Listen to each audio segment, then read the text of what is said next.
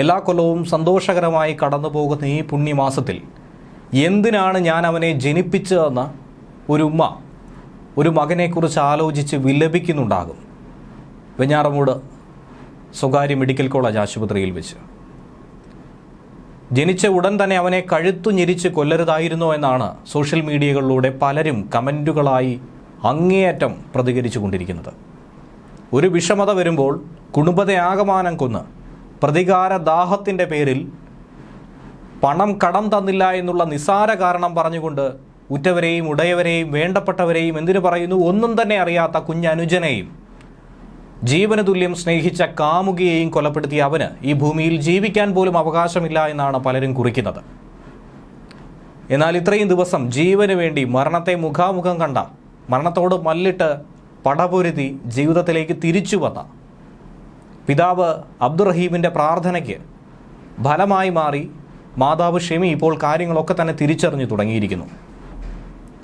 തൻ്റെ പ്രിയപ്പെട്ട രണ്ടാമത്തെ പുത്രൻ അവൻ ജീവനോടെ ഉണ്ടാകുമെന്ന പ്രതീക്ഷയായിരുന്നു ഉമ്മയ്ക്കുണ്ടായത്. എന്നാൽ ആ പ്രതീക്ഷ വിഫലമാണെന്നുള്ള വിവരം ബന്ധുക്കളും മറ്റും ഷെമിയോട് തുറന്നു പറയുകയാണ്. ഏറെ വികാരനിർഭരമായ രംഗങ്ങൾക്കാണ് ഇന്ന് വൈകുന്നേരം മെഡിക്കൽ കോളേജ് ആശുപത്രി സാക്ഷ്യം വഹിച്ചത്. സങ്കടം സഹിക്കവയ്യാതെ അണപൊട്ടി നിൽക്കുന്ന റഹീമിനെയും ഏവർക്കും കാണാനായി സാധിക്കുന്നുണ്ടായിരുന്നു. വെഞ്ഞാറമൂട് കൂട്ടക്കൊലയിൽ അങ്ങനെ തൻ്റെ രണ്ടാമത്തെ മകനായ അഫ്സാൻ്റെ മരണവിവരം കൂടി മാതാവ് ഷെമിയെ അറിയിച്ചിരിക്കുന്നു. ചികിത്സയിലുള്ള വെഞ്ഞാറമൂട് മെഡിക്കൽ കോളേജിൽ വെച്ചാണ് ബന്ധുക്കൾ ഇക്കാര്യം പറഞ്ഞത്. ഒരൊറ്റ ചോദ്യം മാത്രമായിരുന്നു നെഞ്ചു നീറി കണ്ണു കലങ്ങി ആ ഉമ്മ ചോദിച്ചത്. തൻ്റെ മകൻ പോയി അല്ലേ എന്നായിരുന്നു. അവർക്കൊരു പക്ഷേ ഉറപ്പായിരുന്നു അഫാൻ്റെ പ്രവൃത്തിയിലൂടെ ഇതൊക്കെ തന്നെ സംഭവിക്കുമെന്ന്. അത്രയധികം ക്രൂര മനസ്സിനുടമയായ ഒരു മകനെ എന്തിനു പ്രസവിച്ചുവെന്ന് ഒരു പക്ഷേ ഇന്ന് ആ ഉമ്മ ചിന്തിക്കുന്നുണ്ടായിരിക്കും. അത്രയധികം വേദനയാണ് സഹിക്കാൻ കഴിയുന്നതിലും അപ്പുറം മാനസികമായും ശാരീരികമായും ആ ഉമ്മയ്ക്ക് അഫാൻ നൽകിയത്.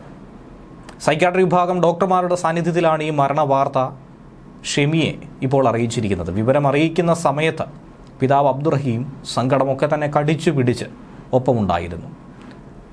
തൻ്റെ ഭാര്യയോട് എന്തു പറയണം, എങ്ങനെ ആശ്വസിപ്പിക്കണമെന്ന് പോലും അറിയാതെ ഈ വേദനയൊക്കെ തന്നെ കടിച്ചു പിടിച്ച് നിൽക്കുകയായിരുന്നു തൊട്ടടുത്ത ആ പാവപ്പെട്ടവൻ. ഇനി അഫാനുമായി യാതൊരുവിധ ബന്ധവുമില്ല എന്ന് കഴിഞ്ഞ ദിവസം മാധ്യമങ്ങളോടടക്കം അബ്ദുറഹീം പറഞ്ഞു. ഇങ്ങനെ ഒരു അവസ്ഥയിലേക്ക് കൊണ്ടെത്തിച്ചതും ഇത്രയും ഗുരുതരമായ വിഷയമാക്കി ഇതിനെയൊക്കെ മാറ്റിയതും അവനൊറ്റ ഒരുത്തനാണ്. അവനുമായി ഇനി ഒരു തരത്തിലുമുള്ള ബന്ധമില്ലെന്നും ജീവിതത്തിലേക്ക് തിരിച്ചു വരുന്ന തൻ്റെ ഭാര്യയ്ക്ക് വേണ്ടി ഇനി ജീവിതകാലം മുഴുവൻ ഒഴിഞ്ഞു വയ്ക്കുമെന്നുമാണ് അബ്ദുറഹീം പറഞ്ഞത്. ഇതുവരെ ആകെ ഒരു മരണത്തെക്കുറിച്ചുള്ള വിവരം മാത്രമാണ് ഷെമി അറിഞ്ഞിട്ടുള്ളത്. മറ്റു കാര്യങ്ങൾ കൂടി അറിഞ്ഞാൽ എങ്ങനെയായിരിക്കും അവർ പ്രതികരിക്കുക, എന്തായിരിക്കും അവരുടെ മനോനില, എങ്ങനെയായിരിക്കും അവരുടെ ആരോഗ്യ പുരോഗതി എന്നുള്ള ആശങ്ക ഇതിനോടകം തന്നെ ഡോക്ടർമാർ പങ്കുവെക്കുന്നുണ്ട്. അതുകൊണ്ട് താൽക്കാലികമായി മകനെക്കുറിച്ച് നിരന്തരം ആവശ്യപ്പെടുന്നത് കൊണ്ട് മാത്രം ആ വിവരം തുറന്നു പറഞ്ഞു.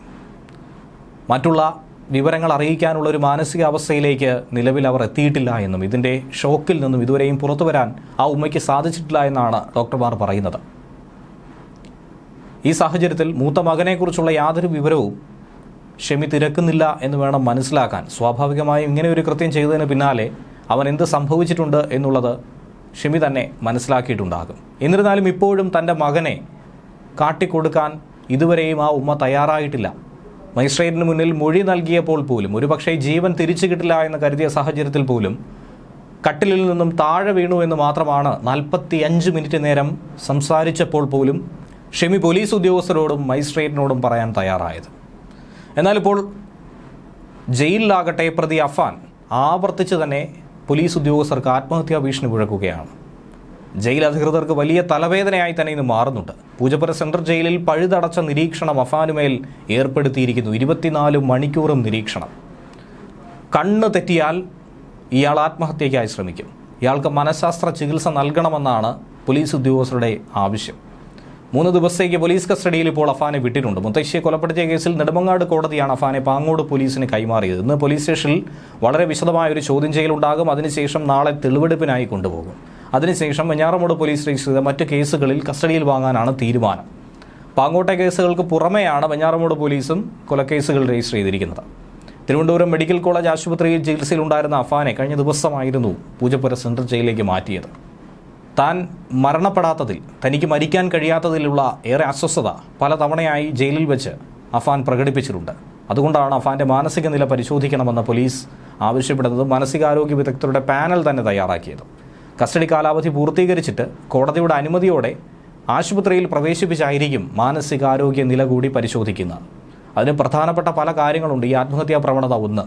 അടുത്തതായി 23 വയസ്സ് മാത്രമുള്ള ഒരു ചെറുപ്പക്കാരൻ ചെയ്യുന്ന പെരുമാറ്റമല്ല, പ്രവൃത്തിയല്ല അഫാൻ്റെ കയ്യിലുള്ളത്. അസാധാരണമായ പ്രവൃത്തികൾ. പോലീസും ഡോക്ടർമാരും അമ്പരപ്പിലാണ് ഈ കാര്യം കണ്ടിട്ടൊക്കെ തന്നെ. പുറത്തിറങ്ങിയാൽ സാധാരണ ഒരു ആൾ എങ്ങനെയാണോ പെരുമാറുന്നത് അതുപോലെ ആയിരുന്നു ഈ കൊലപാതകത്തിന് ശേഷം അഫാൻ പെരുമാറിയിട്ടുള്ളത്. അതൊക്കെ തന്നെ പോലീസിനെയും ഞെട്ടിക്കുന്ന ഒരു സാഹചര്യമാണ്. ഡോക്ടർമാരും ഇതിനെ അപാരമായി തന്നെയാണ് നോക്കിക്കാണുന്നത്. ഈ സാഹചര്യങ്ങളൊക്കെ, ഈ മനക്കെട്ടിയൊക്കെ തന്നെ, മനോവീര്യമൊക്കെ തന്നെ നോക്കിയിട്ടാണ് പറയുന്നത് ഇനിയും അഫാൻ ആത്മഹത്യ ചെയ്യാനുള്ള സാധ്യത വളരെ കൂടുതലാണ്. ഏറെ കരുതലും ജാഗ്രതയും വേണം. അതനുസരിച്ച് തന്നെയാണ് പോലീസ് പഴുതടച്ച സുരക്ഷ ഒരുക്കുന്നത്. അഫാൻ്റെ ബന്ധുക്കൾ, പണം കടം വാങ്ങിയവർ എന്നിവരുടെ ഒക്കെ തന്നെ മൊഴി പോലീസ് രേഖപ്പെടുത്തി വരുന്നു. അവരിൽ നിന്ന് ലഭിക്കുന്ന വിവരങ്ങളുടെ എല്ലാം അടിസ്ഥാനത്തിൽ 90 ദിവസത്തിനകം തന്നെ കുറ്റപത്രം പോലീസ് സമർപ്പിക്കും.